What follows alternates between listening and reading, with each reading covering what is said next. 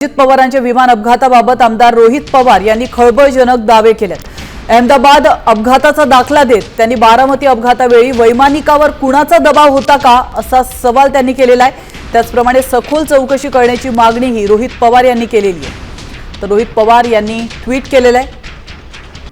तर रोहित पवारांनी त्यांच्या ट्विटमध्ये नेमकं काय म्हटलेलं आहे आपण पाहूयात। निकृष्ट काम करणाऱ्या ठेकेदाराला ब्लॅकलिस्ट केलं जातं, चुकीचं काम करणाऱ्या अधिकाऱ्याला बडतर्फ केलं जातं। मग जीवघेणी सेवा देणाऱ्या विमान कंपनीवर कारवाई का नाही?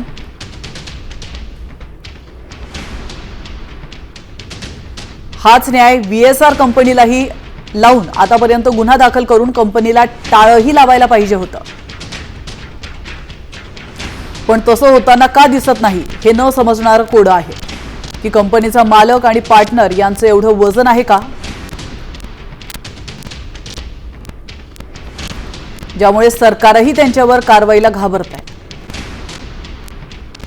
असा प्रश्न रोहित पवार यांनी उपस्थित केलेला। तर एकूणच त्यांनी सरकारवर देखील या ठिकाणी टीका केल्याचं पाहायला मिळतं।